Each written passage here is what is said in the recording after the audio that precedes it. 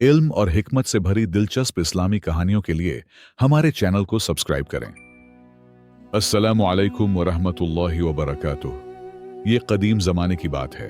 शहर के किनारे एक छोटा सा घर था जहां सामिर अपनी मां के साथ रहता था। वो गरीब जरूर थे, मगर मोहब्बत और खुशी से भरी जिंदगी गुजार रहे थे। सामिर की मां ने उसे अकेले पाला था और वो अपनी मां का इकलौता सहारा था। सामिर रोज सुबह जल्दी उठकर बाजार जाता, लकड़ी काटता और छोटे मोटे काम करके घर चलाता था। उसकी मां घर का काम संभालती और सामिर के लिए प्यार से खाना बनाती। यह सिलसिला सालों से चल रहा था, लेकिन एक दिन अचानक उसकी मां की तबीयत बिगड़ गई। बेटा, मेरा सर बहुत दर्द कर रहा है, मां ने कमजोर आवाज में कहा। सामिर ने फौरन उनका माथा छुआ। वो बुखार से तप रही थीं। पहले दिन उसने सोचा मामूली बुखार है, पर एक दिन, 2 दिन नहीं बल्कि हफ्ता गुजर गया और मां की हालत बिगड़ती चली गई। सामिर परेशान हो गया। उसने मोहल्ले की सारी जड़ी बूटियां आजमा ली, मगर कोई फायदा ना हुआ। मां दिन ब दिन कमजोर होती जा रही थी। अल्लाह मियां, मेरी मां को शिफा दे। वो रात भर आंसू बहाते हुए दुआ करता रहा। अगली सुबह वो शहर के मशहूर हकीम को ले आया। हकीम ने मां को देखा, उनकी नब्ज टटोलकर आंखें देखकर लंबे सोच में डूब गया। यह कोई आम बीमारी नहीं है बेटे, मैंने अपनी जिंदगी में ऐसी बीमारी कभी नहीं देखी।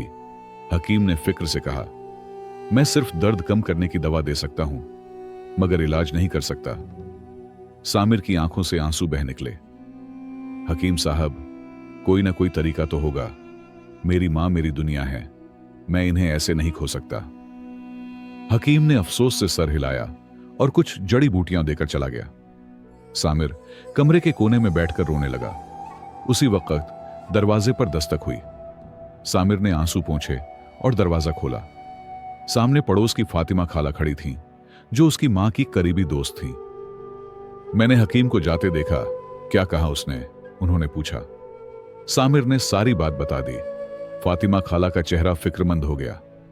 बेटा, मैंने सुना है जंगल के अंदर एक बूढ़ा हकीम रहता है। लोग कहते हैं कि वो अजीब तरह के इलाज जानता है जो बाकी हकीम नहीं जानते। फातिमा खाला ने धीरे से कहा, क्या तुम उसके पास जा सकते हो? शायद वो कोई रास्ता बता दे। सामिर की आंखों में उम्मीद की चमक आ गई। कहां मिलेगा वो हकीम? उसने जल्दी से पूछा। तुम्हें मशरिक की तरफ जाना होगा, घने जंगल में। वहां एक पुराना दरख्त है जिसके नीचे वो रहता है, फातिमा खाला ने बताया। लेकिन रास्ता खतरनाक है, बहुत सोच कर जाना। सामिर ने अपनी मां को देखा, जो दर्द से कराह रही थी। उसके दिल में हिम्मत आ गई। मैं सुबह ही निकलूंगा, आप मेरी मां का ख्याल रखना जब तक मैं लौट कर ना आ जाऊं, उसने फातिमा खाला से कहा। रात भर उसने सफर की तैयारी की, सामान बांधा और अल्लाह से दुआ की कि वो कामयाब होकर लौटे। अगली सुबह सूरज निकलते ही सामिर ने अपनी मां के माथे पर प्यार किया और चुपके से घर से निकल पड़ा।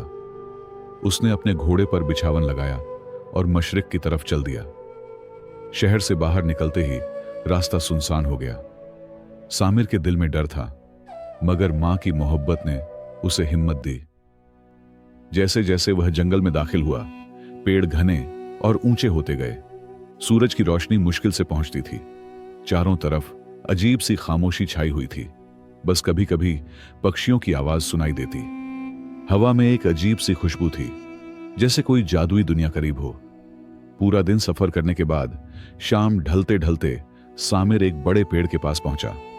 पेड़ के नीचे एक बूढ़ा आदमी बैठा था। सफेद लंबी दाढ़ी, चमकती आंखें और अजीब सी हैबत। बूढ़े ने आंखें बंद कर रखी थीं, जैसे गहरी सोच में डूबा हो। सलाम अलैकुम हकीम साहब, सामिर ने आदब से कहा। बूढ़े ने धीरे से आंखें खोलीं, जैसे पहले से ही जानता हो कि कोई आने वाला है।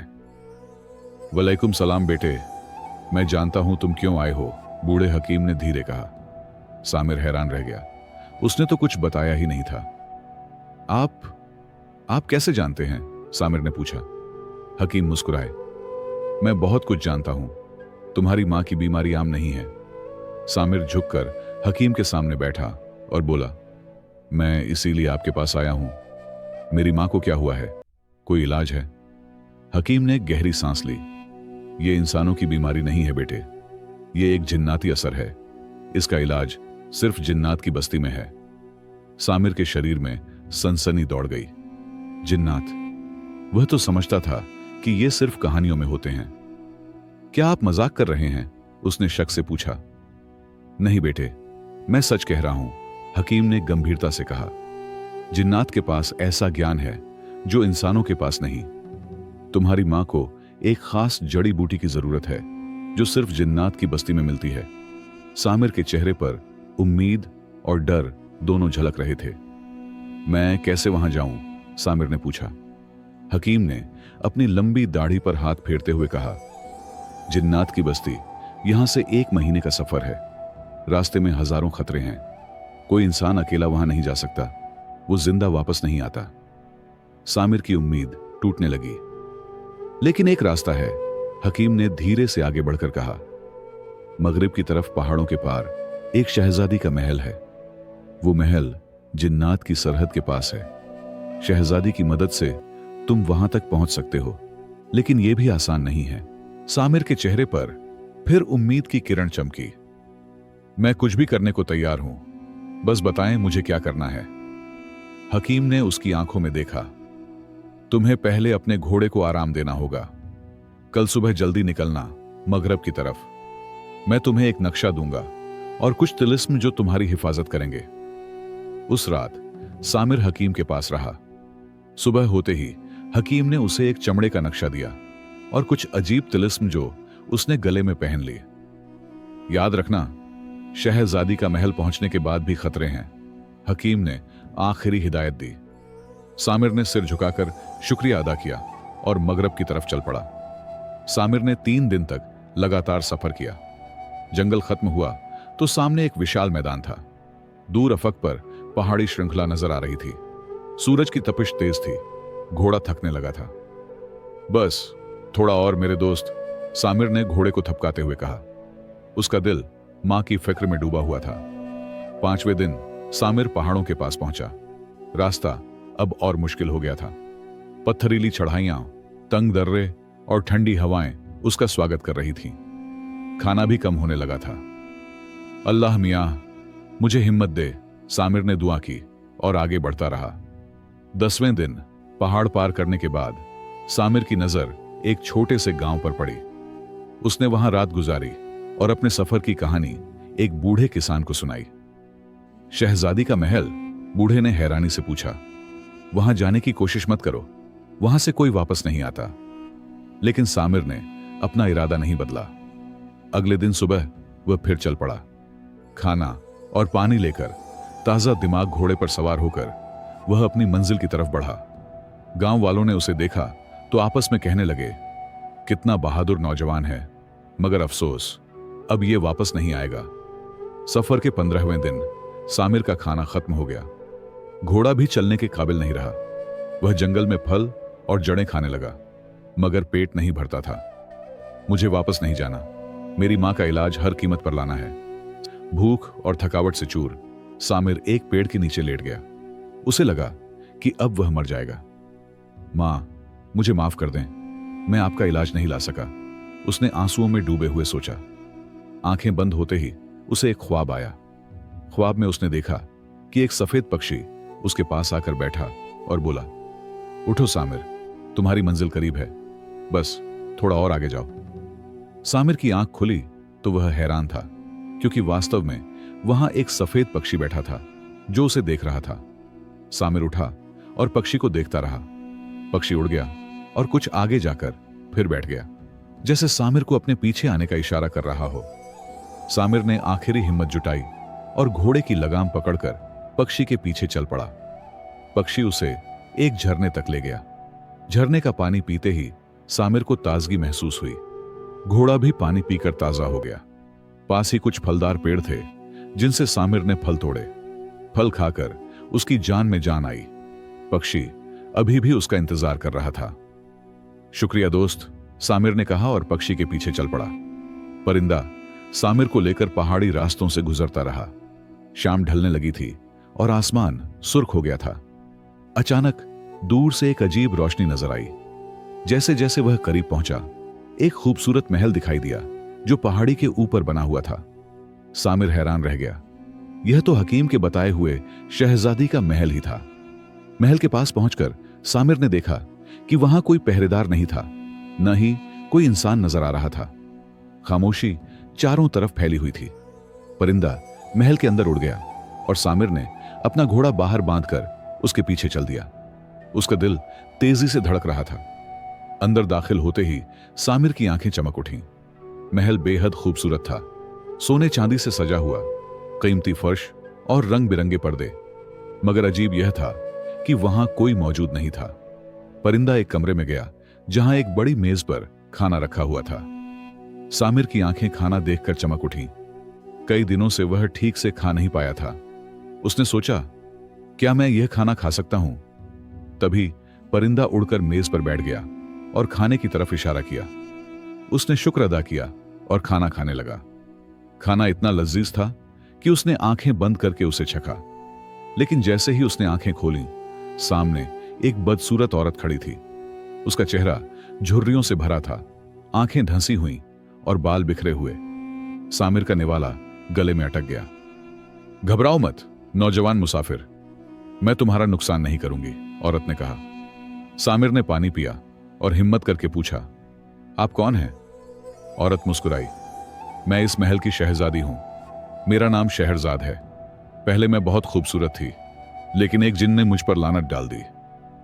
लानत? क्यों? सामिर ने हैरानी से पूछा। शहरजाद ने आह भरी। जिनों का एक शहजादा मुझसे शादी करना चाहता था, लेकिन मैंने इनकार कर दिया। गुस्से में उसने मुझे इस बदसूरत हालत में बदल दिया और कहा कि मैं ऐसी ही रहूंगी जब तक कोई बहादुर इंसान मेरी मदद न करे। सामिर हैरान था। मैं आपकी कैसे मदद कर सकता हूं? शहरजाद ने एक तस्वीर निकाली जिसमें वह बेहद खूबसूरत नजर आ रही थी। यह मेरी असली सूरत है, वह बोली। लानतों तोड़ने के लिए एक बहादुर इंसान को मेरे महल में रात गुजारनी होगी। सामिर को यह बात अजीब लगी। सिर्फ रात बितानी है? उसने शक से पूछा। शहरजाद ने सर हिलाया। हां, मगर यह आसान नहीं। रात को अजीब आवाजें आती हैं, डरावनी चीजें नजर आती हैं, लेकिन तुम्हें डरना नहीं। अगर तुम सुबह तक टिके रहे तो लानत टूट जाएगी। सामिर ने गहरी सांस ली। उसके जहन में अपनी मां थी जो दर्द में तड़प रही होंगी। ठीक है, मैं रात यहीं गुजारूंगा, उसने कहा, लेकिन मुझे भी आपकी मदद चाहिए। मेरी मां बीमार हैं। मुझे जिन्नात की बस्ती से एक खास जड़ी बूटी लानी है। शहरजाद मुस्कुराई।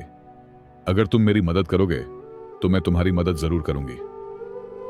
रात का आगाज हुआ तो महल में अजीब बदलाव होने लगे। रोशनियां कम हो गईं, ठंडी हवाएं चलने लगीं और दूर दूर से अजीब आवाजें आने लगीं। शहरजाद ने सामिर को एक कमरे में बैठाया। यहां रहो, कुछ भी हो जाए बाहर मत जाना। याद रखना, जो कुछ भी तुम देखो या सुनो वह सब झूठ है। शहरजाद ने एक लालटेन जलाकर सामिर को दी और खुद चली गई। सामिर कमरे में अकेला रह गया। कुछ देर बाद उसे महसूस हुआ कि दीवारों से साए निकल रहे हैं। या अल्लाह, यह क्या हो रहा है? सामिर ने सोचा, मगर उसने अपने आप को संभाला और याद किया कि यह सब फरेब है। आधी रात के समय सामिर को अपनी मां की आवाज सुनाई दी। बेटा, मुझे बचाओ, मैं मर रही हूं। आवाज इतनी असली लगी कि सामिर के शरीर में कंपी दौड़ गई। उसका दिल चाहता था कि वह दरवाजा खोलकर बाहर भागे, लेकिन उसने शहरजाद की बात याद की और अपनी जगह से नहीं हिला। 1 घंटे बाद दरवाजे के नीचे से खून बहना शुरू हुआ। कमरे में खून की नदी बहने लगी। सामिर के पैर खून में डूब गए। उसका दिल जोर से धड़कने लगा, लेकिन फिर उसने सोचा, यह हकीकत नहीं हो सकती। उसने आंखें बंद की, अल्लाह का नाम लिया और खून गायब हो गया। रात के आखिरी पहर सामिर को महसूस हुआ कि कोई उसके बाल खींच रहा है। उसने मुड़कर देखा तो एक डरावना चेहरा उसके बिल्कुल सामने था। मर जाओगे तुम, उस चेहरे ने चीख कर कहा। सामिर चीखने ही वाला था कि उसे शहरजाद की बात याद आई। उसने बिस्मिल्लाह पढ़ा और वह चेहरा धुआं बनकर उड़ गया। सूरज की पहली किरण के साथ महल में खामोशी छा गई। सामिर डरा हुआ था, थका हुआ था, मगर जिंदा था। दरवाजा खुला और शहरजाद अंदर आई, लेकिन अब वह पहले वाली बदसूरत औरत नहीं थी। वह इतनी खूबसूरत थी कि सामिर की आंखें चमक उठीं। लानत टूट गई, शहरजाद ने खुशी से कहा। तुमने मेरी जिंदगी बदल दी है सामिर, शहरजाद ने आगे बढ़कर कहा। मैं तुम्हारी बहुत शुक्रगुजार हूं। सामिर मुस्कुराया, मगर फिर उसका चेहरा गंभीर हो गया। मेरी मां अभी भी बीमार हैं। मुझे जल्दी से जल्दी जिन्नात की बस्ती जाना है। शहरजाद ने हाथ पकड़ लिया। मैं तुम्हारी मदद करूंगी। शहरजाद ने सामिर को एक नया कमरा दिखाया, जहां कीमती कपड़े और हथियार रखे थे। तुम पहले आराम करो, खाना खाओ, फिर हम जिन्नात की बस्ती की तरफ जाएंगे। सामिर ने गर्म पानी से नहा लिया, नए कपड़े पहने और फिर शहरजाद के साथ खाना खाया। उसके शरीर में नई ताकत आ गई। खाना खाने के बाद शहरजाद ने सामिर को बताया, मेरे महल के पास जिन्नात की सरहद है। मेरा एक हिफाजती है जो तुम्हें वहां तक ले जाएगा, मगर उसके बाद तुम्हें अकेले जाना होगा। जिन्हों का शहजादा जो मेरे साथ शादी करना चाहता था, वही तुम्हारी मदद कर सकता है। सामिर ने हिम्मत से सर हिलाया। मैं तैयार हूं। शहरजाद ने एक छोटा सा शीशा निकालकर उसे दिया। यह खास इत्र है, इसे अपने पास रखो। अगर खतरा हो तो इसे खोल दो, यह जिन्हों को दूर भगा देगा। सामिर ने इत्र लेकर अपनी जेब में रख लिया और शहरजाद के हिफाजती के साथ जिन्नात की बस्ती की तरफ चल पड़ा। रक्षक सामिर को एक पहाड़ी के पास छोड़कर वापस चला गया। अब आगे तुम्हें अकेले जाना होगा। अल्लाह तुम्हारा हामिद नासिर हो, रक्षक ने कहा। सामिर ने गहरी सांस ली और आगे बढ़ा।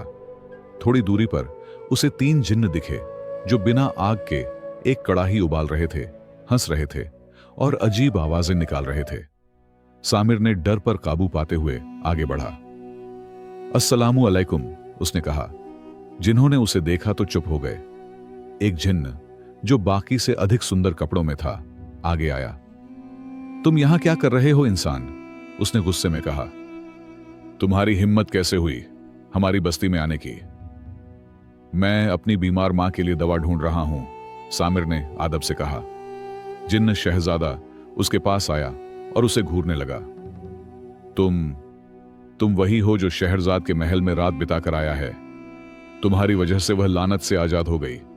जिन्न शहजादे की आंखें गुस्से से लाल हो गईं। मैं तो बस अपनी मां के लिए इलाज। सामिर की बात पूरी ना हुई। जिन्न शहजादे ने हाथ उठाया। चुप, तुम्हारी वजह से मेरे हाथ से शहरजाद निकल गई।